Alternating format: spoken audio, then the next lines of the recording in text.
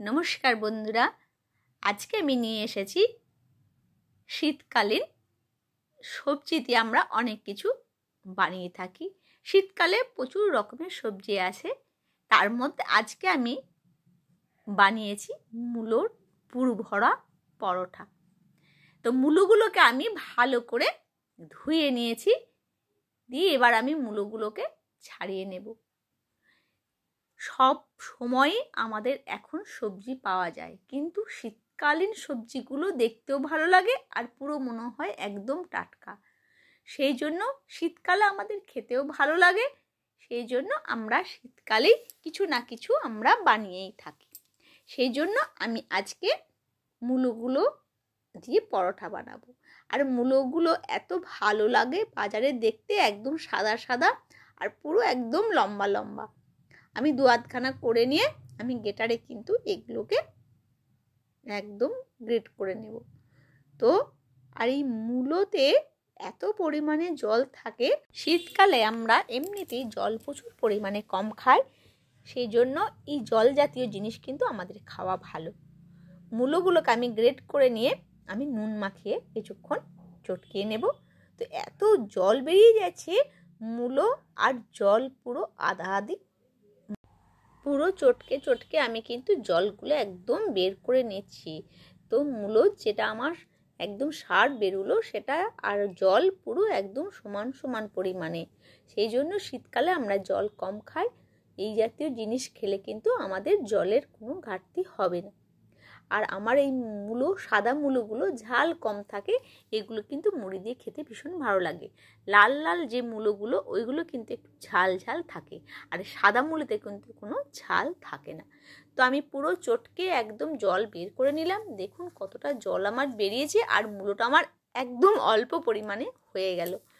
এবার আমি মূলোগুলোকে একটি পাত্রের মধ্যে নিয়ে নেব। এবার এর সাথে আমি কিছু উপকরণ মেশাবো, আপনারা দেখতে থাকুন, আপনারা হয়তো বানিয়েও থাকবেন। এবার এইভাবে আমি বানিয়েছিলাম, তাই আপনাদের সাথে আমি শেয়ার করে নিচ্ছি। এবার আমি কি করব, আটাটাকে আমি মেখে নেব খুব ভালো করে। আটার মধ্যে সামান্য নুন দেব, দিয়ে আমি আটাটাকে মেখে নেব। আর আমি কিন্তু তেল দিয়ে কিন্তু ময়ান দিচ্ছি না, কারণ এটাকে আমি ঘি হোক তেল হোক দিয়ে আমি কিন্তু এটাকে ভাজবো। এই জন্য আমি খুব ভালো করে এটাকে মেখে আমি ঢাকা দিয়ে রেখে দেব। এবার কি করব, যে মূলোটাকে আমি বের করেছি জল থেকে, সেটাকে আমি এবার কিছু মশলা দিয়ে এটাকে আমি মাখবো। প্রথমে আমি দেব লাল লঙ্কার গুঁড়ো। লঙ্কার গুঁড়ো দিলে খুব সুন্দর একটা কালার আসে। আর এর সাথে আমি দেব ধনে গুঁড়ো। ধনে গুঁড়ো মশলাটাও দিলে মূলোর একটা অন্যরকম গন্ধ আসে, অনেকে খেতে চায় না, সেজন্য এটাকে এরকম একটু মশলা দিয়ে করলে খেতে খুব ভালো লাগবে। ধনে দিলাম, আর জিরে দিলাম, আর দিলাম একটু টক টক ভাব আসার জন্য আমচুর মশলা। আমচুর মশলা দিয়ে এই তিনটি মশলাকে একদম মিশ্রণটাকে খুব ভালো করে আমি কিন্তু মেখে নেব। আমচুর আমরা টক টক লাগে, আপনারা এতে আমের আচারও দিতে পারেন, কিন্তু আমচুরটা শুকনো জিনিস ঘরে রাখলে আমরা অনেক কিছুতেই ব্যবহার করতে পারি। এবার দেব পরিমাণ মতো নুন, দিয়ে একটু মেখে নেব। এরপর আমি দেব কুচি কুচি করে কাটা ধনে পাতা, আর তার সাথে দেব কুচি করে কাটা লঙ্কা। কারণ একটু ঝাল ঝাল মূলো, তো ওটাকে একটু টেস্ট বাড়ানোর জন্য নুন ঝালটা যেন একদম সমপরিমাণ থাকে। আমি খুব ভালো করে মশলাটাকে আমি মেখে নিলাম। এরপর আমি আটাটা যে মেখে রেখেছিলাম সেটাকে আমি অল্প অল্প করে নেব আর নেচি কাটবো। এই নেচিটা কিন্তু একটু মোটা নিলে খুব ভালো হবে, কারণ একটু মোটা না নিলে ওটা কিন্তু পুরটা দেব যখন বেরিয়ে যাবে। এবার আমি নেচিটা কেটে নিলাম, নিয়ে এবার আমি কিন্তু পুরটা দেব। আর পুরটা খুব বেশি পরিমাণে কিন্তু ঠেসে দেওয়ার কোনো দরকার নেই, তাহলে কিন্তু বেলতে গিয়ে বেরিয়ে যাবে। আমি অল্প পরিমাণে পুর দিলাম। এবার এটাকে ভালো করে বাটির মতো করে পুরটা ভরে আমি কিন্তু বেশ করে এটাকে মুখটাকে আটকে দিলাম, দিয়ে এবার আমি সুন্দর করে এটাকে বেলে নেব। তো এইভাবে আমি, আর বেলাটা কিন্তু খুব হালকা হাতে, একদম কিন্তু টাইট করে বেললে হবে না, তাহলে পুরটা কিন্তু কোনো না কোনো দিকে ফুটো হয়ে বেরিয়ে যাবে। খুব আলতো হাতে এটাকে কিন্তু বেলে নিতে হবে। তো আমার বেলা হয়ে গেছে, এবার আমি কিন্তু আরামসে সেঁকে নেব।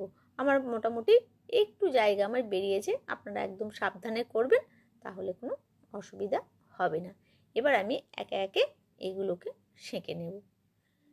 তো আমি এবার সেঁকে নিচ্ছি।